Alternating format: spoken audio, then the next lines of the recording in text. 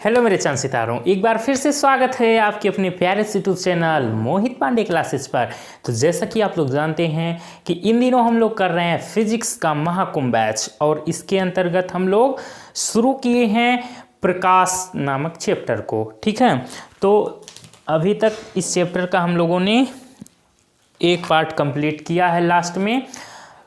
ठीक है, और आज बहुत ही इम्पॉर्टेंट टॉपिक चलने वाला है। देखिए, आज हम पढ़ेंगे समतल दर्पण द्वारा निर्मित प्रतिबिंब की विशेषताएं।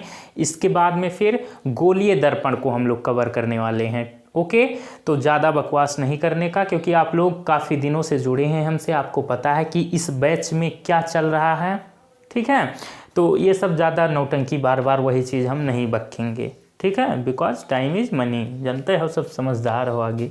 देखिएगा, come here my dear. Topic हमारा समतल दर्पण द्वारा निर्मित प्रतिबिंब की विशेषताएं। तो सबसे पहला चीज़ कि हमें जो पढ़ने जा रहे हैं, जो हेडिंग है हमारी, उसके बारे में पता होना चाहिए। कुछ बच्चों को तो ये हेडिंग में ही ऐसे ऐसे शब्द हैं जिनके बारे में नहीं पता, तो कोई जल्दबाजी नहीं, प्यार से पढ़ेंगे हम लोग। ठीक है, देखिएगा, समतल दर्पण, सबसे पहले इस शब्द से आप लोग परिचित हो जाएं कि समतल दर्पण क्या होता है। तो दर्पण क्या होता है ये तो जानते हो ना। हाँ, वह शीशवा जब कहीं निकलने लगते हो घर से तो पहले देख के, पहले कहाँ कहीं गड़बड़ तो नहीं है, कोई एक आध बाल इधर उधर, वही शीशा जिसको कहते हो मिरर। पापक परियां मिरर कहती हैं। Don't touch my mirror. देखिएगा, समतल दर्पण द्वारा निर्मित प्रतिबिंब की विशेषताएं। तो इसमें हम समतल दर्पण की बात करें तो समतल दर्पण, समतल ऐसे शब्द से ही समझो, कुछ रटना नहीं, कुछ सोचना विचारना नहीं है ज़्यादा। समतल मतलब क्या होता है प्यारे? समतल मतलब बराबर एकदम। जैसे ये आपका व्हाइट बोर्ड दिख रहा है, ये समतल दिख रहा है, मतलब बराबर है कि ऊबड़ खाबड़ है, कहीं गड्ढा 10 फुट कहीं 20 फुट ऊंचान, ऐसा थोड़ी है जी, नहीं, समतल नहीं है। समतल का मतलब एकदम बराबर, एकदम प्लेन में। ठीक है, चलिए, अब समतल, उसके बाद में जुड़ गया दर्पण। तो एक ऐसा दर्पण जो एकदम प्लेन हो। ठीक है, ऐसे समझो, कोई परिभाषा और भाषा इसमें मत रटो। ऐसा दर्पण जो एकदम प्लेन हो, बराबर हो। तो अब समतल दर्पण अगर हम अपनी कॉपी में, अपने नोट्स में अगर बनाना चाहें तो उसको बनाने का तरीका क्या होता है? समतल दर्पण, ये यहीं पर इसी को उठा के पटक दे रहे हैं, ये समतल दर्पण दिख रहा है, लिखा। तो समतल दर्पण मतलब एक ऐसी सीधी रेखा ये। अब इसमें एक तरफ ऐसे डॉट डॉट डॉट डॉट ऐसे छोटी छोटी ऐसे करते चले जाओ, तो इसका मतलब होता है कलई करना। ठीक है, अगर ये ना करें तो दर्पण ये नहीं कहलाएगा। अगर सिर्फ ऐसे कह दें कि ये समतल दर्पण है, जी नहीं। अब इसके ऊपर अगर हम लाइट डालेंगे, प्रकाश को डालेंगे, मान लो टॉर्च जला रहे हैं, तो प्रकाश पूरा आर पार निकल जाएगी, तब वो दर्पण नहीं कहलाएगा। ठीक है, अब जब हम इसको ऐसे ऐसे कर दे रहे हैं, इसका मतलब हम एक तरफ पॉलिश कर दे रहे हैं। जैसे आप मिरर, आपके घर में छोटा मोटा जो शीशा होता है चेहरा वोहरा देखने के लिए, अगर कभी वो टूटता है तो आप देखिएगा, गौर कीजिएगा, पीछे जो है एक पॉलिश की रहती है, जिसको आप, जैसे आपको दिखेगा कि पेंट किया हुआ है। ठीक है, तो इसीलिए किया जाता है, उसके एक पृष्ठ को क्या कर दिया जाता है? पॉलिश कर दिया जाता है। ठीक है, तो यही पॉलिश की जाती है ऐसे। अब ये एकदम सीधा है, प्लेन में है, एक तरफ हमने इसको कलई कर दिया, पॉलिश कर दिया। अब ये बन गया आपका समतल दर्पण। तो समतल दर्पण क्लियर हो गया। अब निर्मित प्रतिबिंब, निर्मित मतलब बना हुआ, बनना। ठीक है, निर्मित, निर्माण, ये तो शब्द समझ रहे हो ना क्या है इसका मतलब। प्रतिबिंब क्या है? प्रतिबिंब मतलब इमेज, इंग्लिश में कहते हैं इमेज। जैसे आप जब छोटा वाला शीशा ले लो, या घर में जो मिरर आप यूज करते हो, तो अगर आप उसके सामने खड़ा होते हैं, आप ये जो क्या कहते हैं इसको, मुखड़ा, अपना चेहरा जब उसमें देखते हैं तो क्या होता है? आप एक वस्तु है ना, जी हाँ। तो जब आप अगर एक वस्तु हैं, तो आप जब शीशे के सामने खड़े होते हैं तो उसमें जो इमेज बन रही है, तो वही कहलाती है प्रतिबिंब, वही है इमेज। ठीक है, तो दर्पण के सामने जब किसी वस्तु को रखते हैं तो दर्पण में जो आकृति दिखाई देती है हमें, वही प्रतिबिंब है। ऐसे परिभाषा भी लिख सकते हो कि दर्पण के सामने जब दर्पण के सामने किसी वस्तु को रखते हैं, क्या कहा मैंने, प्रतिबिंब की डिफिनीशन है, जब किसी वस्तु को दर्पण के सामने रखते हैं तो दर्पण में जो आकृति बनती है उसे हम प्रतिबिंब कहते हैं। क्लियर?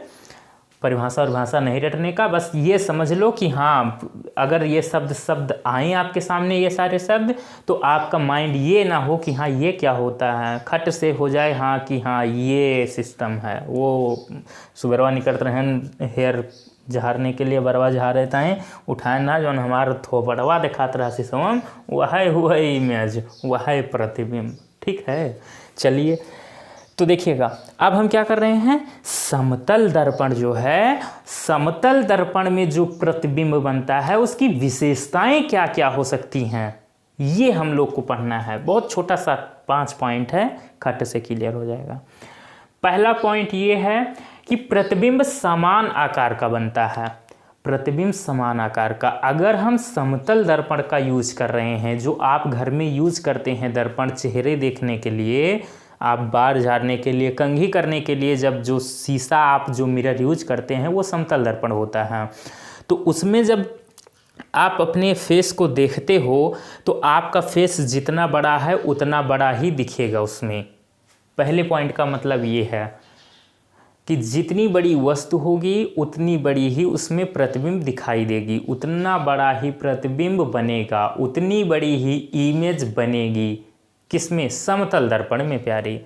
तो समतल दर्पण में प्रतिबिंब समान आकार का बनता है। ये नहीं कि आप इतने बड़े हो, इतना बड़ा खोपड़ी आपके दिखाए लागे शीशवा, ऐसा नहीं होगा। समतल दर्पण में जितनी बड़ी वस्तु होगी उतना बड़ा ही प्रतिबिंब बनेगा। दूसरा पॉइंट देखिएगा, प्रतिबिंब उतनी ही दूरी पर बनता है जितना कि वस्तु दर्पण से दूर है। दर्पण मतलब मिरर से वस्तु जितनी दूरी पर होगा, दर्पण में आकृति, वो प्रतिबिंब उतनी ही दूरी पर बनेगा। ठीक है, अब प्रतिबिंब सदैव सीधा व आभासी बनता है। दर्पण में प्रतिबिंब हमेशा सीधा व आभासी बनता है। इसका क्या मतलब हुआ कि अगर आप जो शीशा आप यूज कर रहे हो, एक बड़ा सा अगर शीशा कहीं पर मॉल में अगर जाओ, मॉल की बात करते हैं, ठीक है, मॉल, ध्यान दीजिएगा शब्द पे, कुछ बच्चे पता नहीं क्या समझने लगते हैं। अगर किसी मॉल में जाओ तो बड़े बड़े शीशे लगे रहते हैं, दिखते हैं आपको, तो उसमें जब आप खड़े हो पैर से लेकर सिर तक दिखता है, बहुत बड़ा शीशा, बड़ा। तो उसमें क्या होता है, अगर देखो तो क्या आप अगर सीधे खड़े हो तो उस शीशे में, उस मिरर में क्या आपको ऐसा दिखता है कि हमारा पैर ऊपर और सिर नीचे है, उल्टा दिखता है? जी नहीं। समतल दर्पण में प्रतिबिंब हमेशा सीधा बनता है प्यारे। ठीक है, तो तीसरे पॉइंट का मतलब क्या है कि प्रतिबिंब सदैव सीधा व आभासी बनता है। आभासी का क्या मतलब है, तो ये भी जान लो प्यारे। आभासी का मतलब होता है, आभासी मतलब होता है नकली। क्या होता है? नकली, वर्चुअल कहेंगे। ठीक है, आभासी का मतलब नकली या वर्चुअल, जिसको पर्दे पर नहीं प्राप्त किया जा सकता है।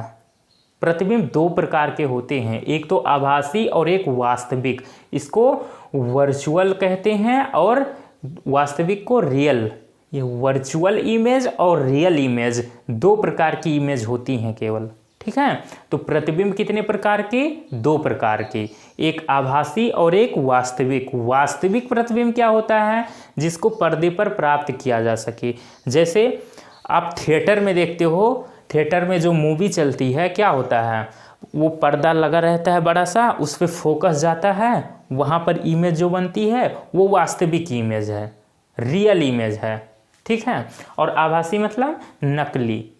ठीक है, चलिए चौथा पॉइंट, प्रतिबिंब पार्श्व परावर्तित होता है।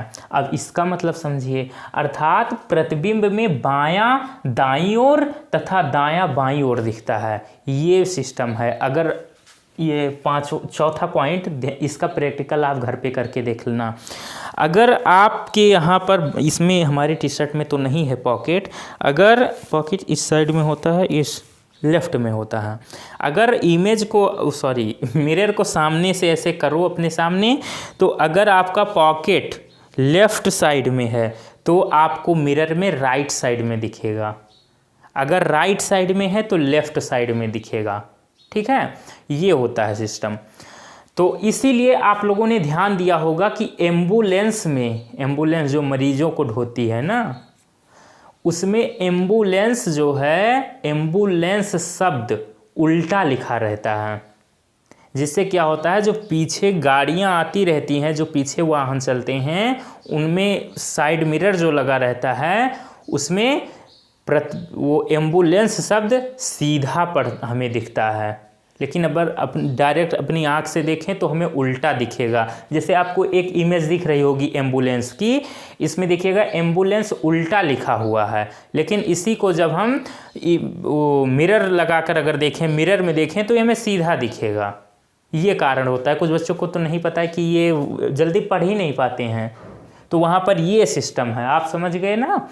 तो यही सिस्टम है इसमें कि दर्पण में जो है, समतल दर्पण में क्या है कि प्रतिबिंब जो है, प्रतिबिंब में बायां दाईं ओर व दायां बाईं ओर दिखता है।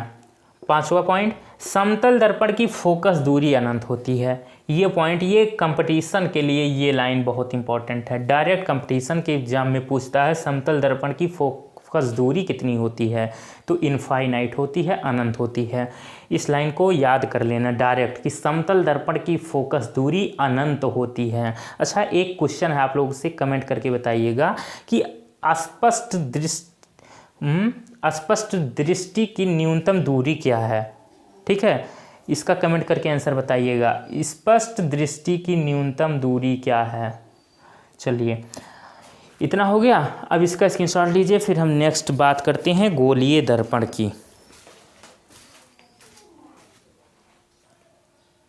चलिए, अब देखिए, अब बात करते हैं हम लोग गोलीय दर्पण की। किसकी? गोलीय दर्पण की। ध्यान दीजिएगा, बहुत इम्पोर्टेंट है, कुछ रटना नहीं है, सारा आपकी खोपड़िया में अभी समा जाएगा, बस ध्यान दीजिएगा। गोलीय दर्पण इंग्लिश में कहते हैं इसको स्फेरिकल मिरर। ठीक है, तो गोलीय दर्पण क्या है? गोलीय दर्पण कांच के खोखले गोले का कटा हुआ एक भाग होता है। एक कांच का खोखला गोला हो, जैसे आप मान लो कि जो फुटबॉल खेलते हो, जानते हो वॉलीबॉल, फुटबॉल, वो तो आपका रबर का बना रहता है। अगर वही कांच का ले लिया जाए, जैसे क्या बात कर लें, जैसे एक जिसमें देखते हो छोटा छोटा ऐसे गोल गोल रखते हैं लोग घर में, जिसमें मछली रहती हैं गोल गोल सा ना, हाँ, कांच का, वो एग्जाम्पल बढ़िया ले सकते हो आप लोग, कांच का। अब क्या किया जाए कि उसको काट लिया जाए, कांच का एक खोखला गोला हो, उसको काट लिया जाए और उसके एक पृष्ठ पर पेंट कर दिया जाए, पॉलिश कर दिया जाए, जिसको कलई भी कहते हैं। आपकी फिजिक्स के बुक के अनुसार, जो बुक में शब्द यूज होता है, कलई कहा जाता है, जिसको पॉलिश कहते हैं। ठीक है, जिसके एक तल पर पारे या चांदी की कलई की रहती है तथा दूसरा तल परावर्तक होता है जो चमकदार होता है।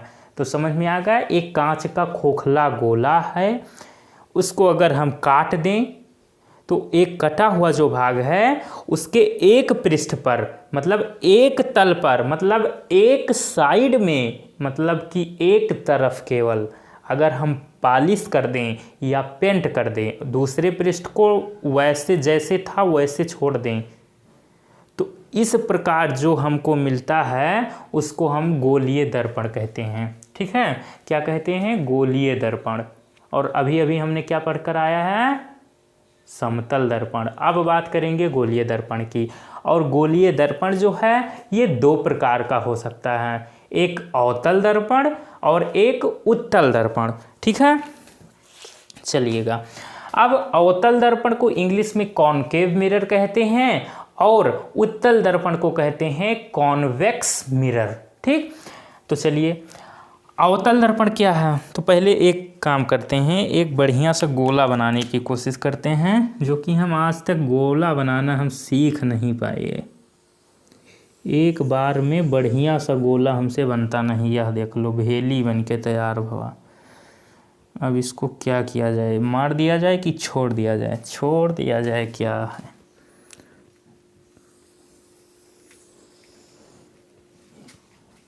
इसको तो भैया मार दिया जाए।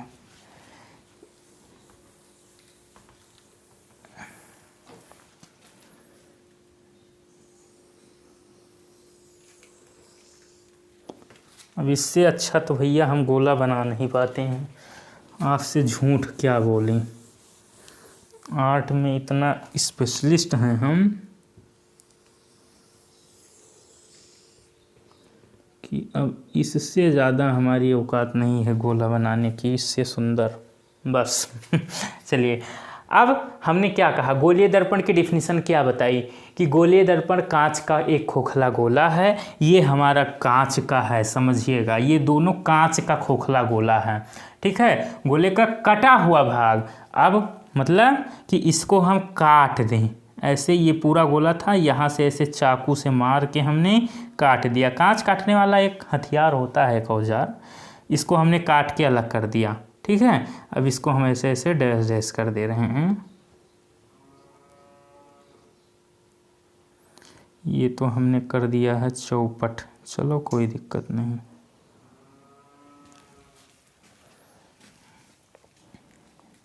इसको भी काट दें? जी सर, काट दीजिए।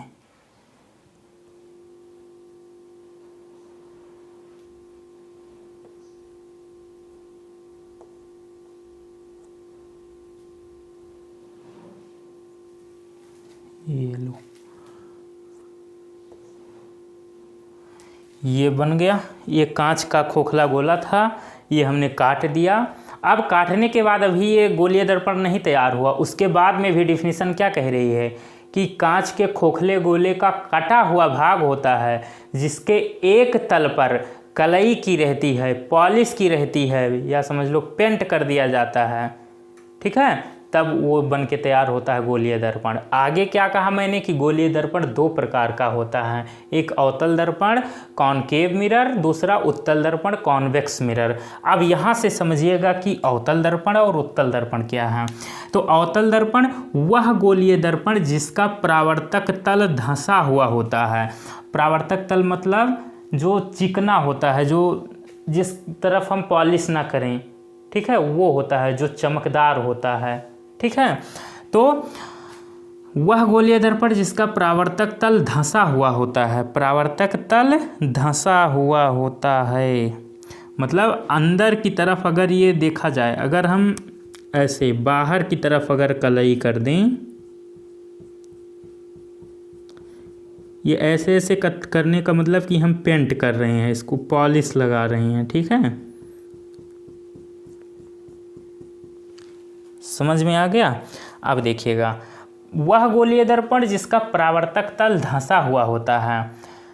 अगर अवतल दर्पण बनाना है तो हम क्या करेंगे, जो तल धंसा हुआ है, जो तल धंसा हुआ, अब ये अंदर वाला तल तो धंसा हुआ है, तो यही है परावर्तक तल, जो चिकना है, जिस तरह पॉलिश नहीं की है हमने, वो तल धंसा हुआ है। तो ये जो दर्पण है हमारा, ये कौन सा दर्पण है, अवतल दर्पण। ये हमारा कौन सा मिरर है,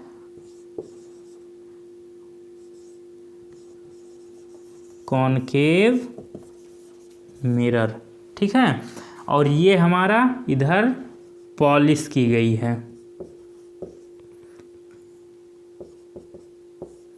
और ये है हमारा परावर्तक तल।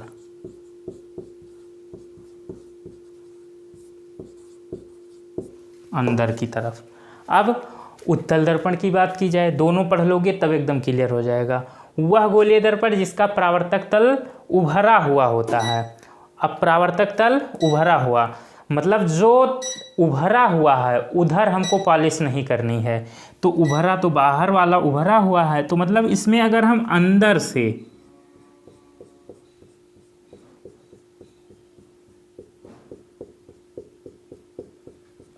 ये हमने अंदर से पॉलिश कर दी।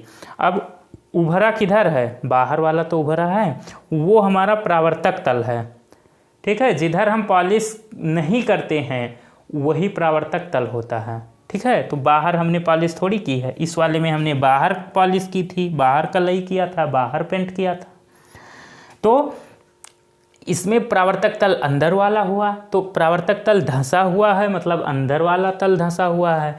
यहाँ पर परावर्तक तल उभरा हुआ है, मतलब जो चिकना जो पृष्ठ है, ठीक है, वो उभरा हुआ है, बाहर की तरफ निकला है कि नहीं, और उधर हमने पॉलिश नहीं की है। तो पॉलिश नहीं की है तो उसको परावर्तक तल कहेंगे। ठीक है, तो उत्तल दर्पण अवतल दर्पण क्लियर हो गया। कुछ मैंने डिफिनीशन रटाई नहीं है, एकदम फील आ गया होगा अगर जो मैंने बताया है मेरे शब्दों को ध्यानपूर्वक सुना होगा।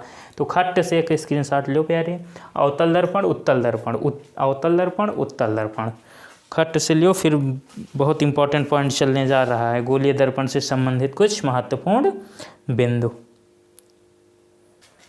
चलिए अब बात करते हैं गोलीय दर्पण से संबंधित परिभाषाओं की।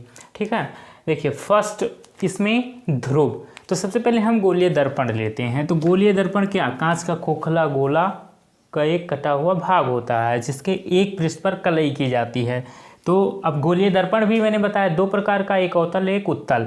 तो यहाँ पर देखिएगा, ये मैंने आपको ये सारी डिफिनीशन समझाने के लिए कौन सा दर्पण हमने यूज किया है या करने वाले हैं, ध्यान दीजिएगा। ये एक खोखले गोले का कटा हुआ भाग लिया हमने और उसके एक पृष्ठ पर कलई कर दी। किस पृष्ठ पर, उभरे हुए पृष्ठ पर हमने कलई कर दी, और परावर्तक तल हमारा धंसा हुआ है, अंदर की तरफ ये परावर्तक है। ठीक है, तो जिस गोलीय दर्पण का परावर्तक तल धंसा हुआ होता है वो कौन सा दर्पण बताया मैंने, अवतल दर्पण। तो यहाँ पर हम ये अवतल दर्पण लिए हैं। ठीक है, और उत्तल दर्पण में उभरा हुआ तल परावर्तक होता है, इसको ऐसे याद रखना, उ से उत्तल, उ से उभरा। अगर उभरा हुआ तल परावर्तक है तो वो उत्तल दर्पण होगा। ठीक है, चलिए अब पहला इसमें पॉइंट है हमारा ध्रुव, जिसको इंग्लिश में पोल कहते हैं। तो ये क्या होता है कि गोलीय दर्पण के परावर्तक पृष्ठ के केंद्र को दर्पण का ध्रुव कहते हैं। गोलीय दर्पण के परावर्तक पृष्ठ के, परावर्तक हमारा तल किधर है, ये अंदर की तरफ, इसके केंद्र को, केंद्र कहाँ होता है, एकदम बीचों बीच में। अब किसके केंद्र की बात की गई है, परावर्तक पृष्ठ के केंद्र की। तो परावर्तक पृष्ठ ये अंदर की ओर, अब इसका एकदम बीचों बीच पॉइंट जहाँ होगा उस पॉइंट को हम दर्पण का ध्रुव कहेंगे। ठीक, पोल ऑफ मिरर।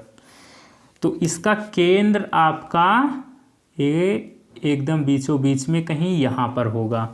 ठीक, इसको हम कहे।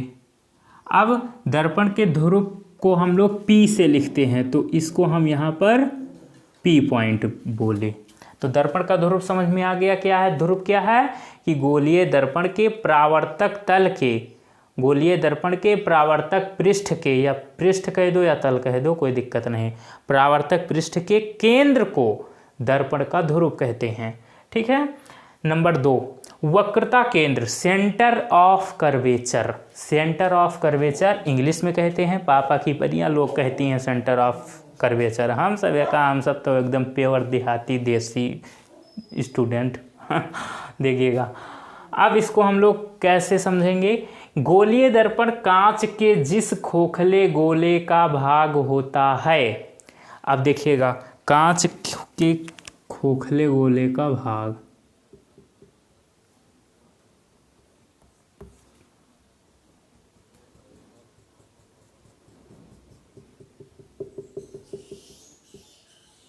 बढ़िया गोला बना ना, हाँ सुंदर है। तो गोलीय दर्पण कांच के जिस खोखले गोले का भाग होता है, ये पूरा खोखला गोला था, हमने काट कर इसको अवतल दर्पण लिया समझने के लिए, ये सारे पॉइंट। तो जिस खोखले गोले का भाग होता है उसका केंद्र वक्रता केंद्र कहलाता है। अब इस पूरे गोले का जो हमने ये गोलीय दर्पण बनाया है, जिस खोखले गोले से काट कर हमने बनाया, उस खोखले गोले का जो केंद्र है वो वक्रता केंद्र कहलाएगा। ठीक, तो केंद्र कहाँ होता है? एकदम बीचों बीच में, ये यहाँ पे। इसको हम C से प्रदर्शित करते हैं वक्रता केंद्र को। ठीक है, तो वक्रता केंद्र समझ में आ गया। डेफिनेशन नहीं रटना है, समझिएगा कि गोलीय दर्पण जिस खोखले गोले का कटा हुआ भाग होता है, गोलीय दर्पण कैसे बनता है? एक खोखला गोला लेते हैं, उसको काट के अलग कर लेते हैं, एक पृष्ठ पर कलई कर देते हैं या पेंट कर देते हैं या पॉलिश कर देते हैं। ठीक, अब ये बात तो समझ में आ गई। अब गोलीय दर्पण जो है क्या किया जाता है? किसी खोखले गोले से काट कर तो बनाया जाता है। तो जो खोखला गोला था, उस खोखले गोले का जो केंद्र होगा, एकदम बीचों बीच वाला पॉइंट, ठीक, उसी को हम वक्रता केंद्र कहेंगे। ठीक, तो ये पूरा एक गोला था, इसका केंद्र जहाँ होगा वही क्या कहलाएगा? वक्रता केंद्र कहलाएगा। इसको C से प्रदर्शित करते हैं। आई होप आप लोग को बहुत बढ़िया से समझ में आएगा होए। नंबर 3 की बात करें। नंबर 3 पे हमारा वक्रता त्रिज्या, रेडियस ऑफ कर्वेचर, इसको अंग्रेजी में कहते हैं। क्या कहते हैं? Radius of curvature.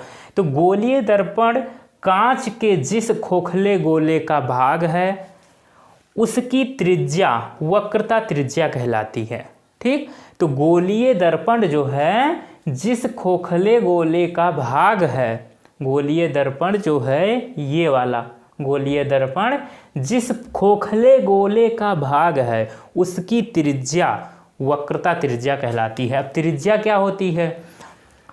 ये एक आपका वृत्त है, समझो ना, एक वृत्त है, तो वृत्त की जो केंद्र है उस केंद्र से परिधि तक, एकदम किनारे तक, ठीक है, उसकी लंबाई क्या कहलाती है? त्रिज्या कहलाती है। तुम ये C से लेकर यहाँ इस, चाहे जहाँ ले लो, यहाँ ले लो, यहाँ ले लो, आपकी इच्छा, वो त्रिज्या होती है। मैथ थोड़ा बहुत पढ़े होंगे तो आपको पता होगी रेडियस क्या होती है, केंद्र से परिधि की दूरी। तो यहाँ से लेकर के आपका ये वाला चीज़ आपका क्या कहलाएगा? रेडियस, त्रिज्या, जिसको हम लोग कैपिटल R से लिख दिए। C से लेकर यहाँ परिधि तक की दूरी। चलिए, तो वक्रता त्रिज्या भी समझ गए। अब मुख्य अक्ष क्या होता है? प्रिंसिपल एक्सिस इंग्लिश में कहते हैं। दर्पण के ध्रुव, अब दर्पण का ध्रुव यहाँ पर, ये समझ गए दर्पण का ध्रुव क्या होता है? ध्रुव तथा वक्रता केंद्र को मिलाने वाली रेखा मुख्य अक्ष कहलाती है। तो दर्पण के ध्रुव और वक्रता केंद्र को मिलाने वाली रेखा, आप चाहे यहाँ से ले जाओ चाहे यहाँ से ले जाओ, ये यहाँ से ऐसे जा रही है, ये हमारा क्या कहलाएगी? मुख्य अक्ष। यहाँ कहो तो हम लिख दें मुख्य अक्ष। ठीक, तो वक्रता केंद्र से होकर गुजर रही हो और ध्रुव से, ठीक है, तो वो वाली रेखा हमारी क्या कहलाएगी? मुख्य अक्ष, प्रिंसिपल एक्सिस। क्लियर हो गया एकदम? खट से स्क्रीनशॉट लो। अगर कोनो दिक्कत हुए तो चाहे एक बार फिर से वीडियो को पीछे करके देख लियो, और चाहे तो क्या करना, वीडियो को रोक करके एक बार फिर से पढ़ लेना केवल ढंग से, बस एकदम क्लियर हो जाएगा। चलिए, 2-3 पॉइंट और बचा है, छोटा छोटा लेकिन बहुत इंपॉर्टेंट। ये का स्क्रीनशॉट ले लो खट्टे से। चलिए देखिए, अब बात करते हैं 5वें पॉइंट पे। तो मुख्य फोकस, जिसको इंग्लिश में प्रिंसिपल फोकस कहते हैं, ठीक है, 5 और 6 ये दो सबसे मोस्ट इम्पॉर्टेंट पॉइंट है, ये 5 और 6, ठीक है। मुख्य फोकस, प्रिंसिपल फोकस गोलीय दर्पण के मुख्य अक्ष पर स्थित, मुख्य अक्ष यहाँ पर होना चाहिए यार, मुख्य और अक्ष, मुख्य अक्ष पर स्थित वह बिंदु जिस पर मुख्य अक्ष के समांतर आपतित किरणें परावर्तन के पश्चात मिलती हैं या मिलती हुई प्रतीत होती हैं, ठीक है। तो मुख्य फोकस क्या है, समझे? नहीं समझे? गोलीय दर्पण के मुख्य अक्ष पर स्थित, अब मुख्य अक्ष क्या होता है, तो वक्रता केंद्र से ध्रुव को मिलाने वाली रेखा, ठीक है, या ऐसी रेखा, ऐसी काल्पनिक रेखा जो वक्रता केंद्र से गुजरते हुए ध्रुव से गुजरते हुए जाए, ठीक है, वक्रता केंद्र और ध्रुव को मिलाती हुई, से मिलती हुई, से होकर गुजरती हुई, ठीक है, वो मुख्य अक्ष होता है। तो मुख्य अक्ष पर स्थित मतलब वो कौन, मुख्य फोकस, जो मुख्य फोकस है वो मुख्य अक्ष पर ही स्थित एक ऐसा बिंदु है। मुख्य फोकस क्या है, मुख्य अक्ष पर स्थित एक ऐसा बिंदु। अब मुख्य अक्ष आपको बता चुका हूँ क्या है, तो मुख्य अक्ष पर स्थित वह बिंदु जिस पर मुख्य अक्ष के समांतर, मुख्य अक्ष के समांतर, मान लो यहाँ से मुख्य अक्ष के समांतर, मतलब मुख्य अक्ष ये वाली रेखा ऐसे जा रही है, तो इसके समांतर अगर बात की जाए, मतलब कलर कौन सा ले लें, लाल कलर, रेड कलर, इसके समांतर कोई रेखा ऐसे जा रही है, ये, ठीक, ये यहाँ गई, ऐसे जा रही है, के समांतर आपतित किरणें परावर्तन के पश्चात ऐसे जा रही है, फिर यहाँ टकराएगी, टकराने के बाद परावर्तन होगा, मुड़ जाएगी। परावर्तन का नियम और परावर्तन क्या है ये सब तो पढ़ ही चुके हो। तो परावर्तन के पश्चात, आपतित किरणें परावर्तन के पश्चात मिलती हैं या मिलती हुई प्रतीत होती हैं। मान लो ये परावर्तन के पश्चात ये ऐसे गई, ऐसे वापस आ गई, ठीक है। तो देखिएगा मैंने क्या कहा कि गोलीय दर्पण के मुख्य अक्ष पर स्थित वह बिंदु, अब किसकी बात कर रहे हैं हम लोग, मुख्य फोकस की। तो मुख्य फोकस क्या है, तो गोलीय दर्पण के मुख्य अक्ष पर, मुख्य अक्ष ये वाली रेखा CP वाली, C से P को मिलाने वाली, इस रेखा पर स्थित वह बिंदु, वह बिंदु जिस पर मुख्य अक्ष के समांतर, ये मुख्य अक्ष है, इसके समांतर जो किरण जा रही है, मुख्य अक्ष के समांतर आपतित किरणें परावर्तन के पश्चात मिलती हैं, ठीक है। अगर मुख्य अक्ष के समांतर कोई किरण जा रही है तो परावर्तन के पश्चात मुख्य अक्ष के जिस बिंदु पर मिलती है या मिलती हुई प्रतीत होती है, अवतल दर्पण में तो मिल जाती है, लेकिन उत्तल दर्पण की अगर हम बात करें, उत्तल दर्पण को लें तो उसमें मिलती हुई प्रतीत होती हैं, ठीक है। वही बिंदु हमारा कहलाता है मुख्य फोकस। क्या कहलाता है, मुख्य फोकस, जिसको हम लोग कैपिटल F से लिखते हैं। तो ये वाला बिंदु कैपिटल F, ये हमारा क्या कहलाएगा, मुख्य फोकस।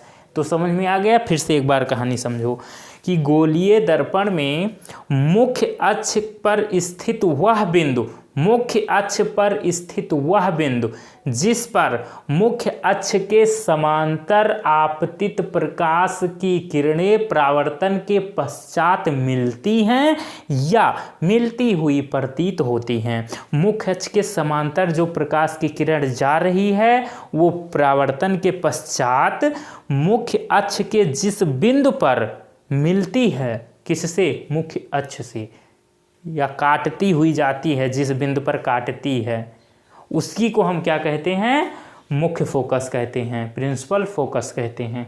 इसको कैपिटल F से प्रदर्शित करते हैं। ये बात क्लियर हो गई। 6 नंबर पॉइंट की अगर बात की जाए, फोकस दूरी, फोकल लेंथ इंग्लिश में कहते हैं इसको, ठीक है। दर्पण के ध्रुव व मुख्य फोकस, दर्पण के ध्रुव व मुख्य फोकस के बीच की दूरी फोकस दूरी कहलाती है। दर्पण का ध्रुव ये है आपका और मुख्य फोकस अभी अभी हमने पढ़ा, तो इसके बीच की जो दूरी है F से लेकर P के बीच की दूरी, ये वाली डिस्टेंस, ये आपकी क्या है, ये आपकी फोकस दूरी है, जिसको हम लोग स्मॉल f से प्रदर्शित करते हैं। तो मुख्य फोकस और ध्रुव के बीच की दूरी फोकस दूरी कहलाती है। अब फोकस दूरी से संबंधित आपको कुछ बातें याद रखनी है, कुछ पॉइंट 1-2 जो कि बहुत इंपॉर्टेंट है कि जो फोकस दूरी होती है वो वक्रता त्रिज्या की आधी होती है हमेशा, ठीक है।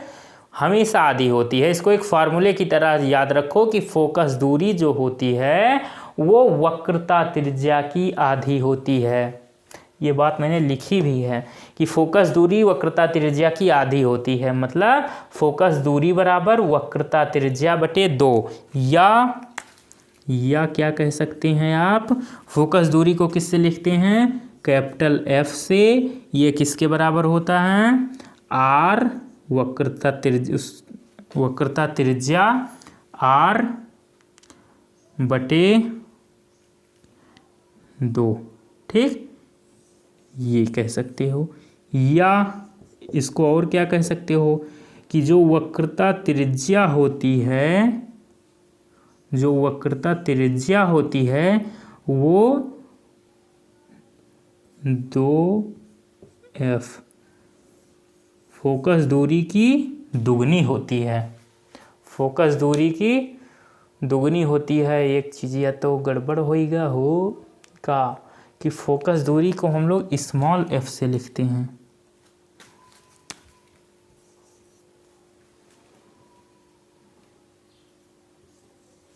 ठीक, अब सही है कि फोकस दूरी जो है वक्रता त्रिज्या की आधी होती है। वक्रता त्रिज्या की आधी होती है। वक्रता त्रिज्या हमारी क्या होती है, यहाँ वक्रता केंद्र से लेकर यहाँ ध्रुव तक की दूरी, ये R कैपिटल। परिभाषा सब समझाती है कैसे। अब त्रिज्या क्या होती है ये तो सबको पता रहता है। तो वक्रता त्रिज्या की आधी होगी हमेशा, ठीक है। तो ये फार्मूला याद रखना क्या कि फोकस दूरी, एक फार्मूला अगर याद रखो कि फोकस दूरी जो होती है वो वक्रता त्रिज्या की आधी होती है। तो ये सब तो अपने हिसाब से जहाँ जिसका काम लगेगा आप खट से घुमा लोगे। चलिए 7वां और लास्ट पॉइंट, द्वारक क्या होता है, दर्पण का द्वारक, ठीक है। एपर्चर ऑफ मिरर अंग्रेजी में कहते हैं। गोलीय दर्पण के परावर्तक तल के व्यास को दर्पण का द्वारक कहते हैं। इसके लिए मैं आपके लिए एक सुंदर सा नवा दर्पण बनाते हैं और अवतल ही दर्पण बना लें, क्या दिक्कत है, ठीक है। तो ये हमारा दर्पण है। अब इस गोलीय दर्पण के परावर्तक तल क्या है, अंदर जिस तरफ पॉलिश नहीं की गई है उसका व्यास कहाँ से कहाँ होगा इसका, ये है इसका व्यास, ठीक। तो यही क्या कहलाएगा, द्वारक। कोई कभी पूछ लेता है तो पूछ लेता है, इतना इम्पोर्टेंट नहीं है जितना 5th और 6th इम्पोर्टेंट है, ठीक है।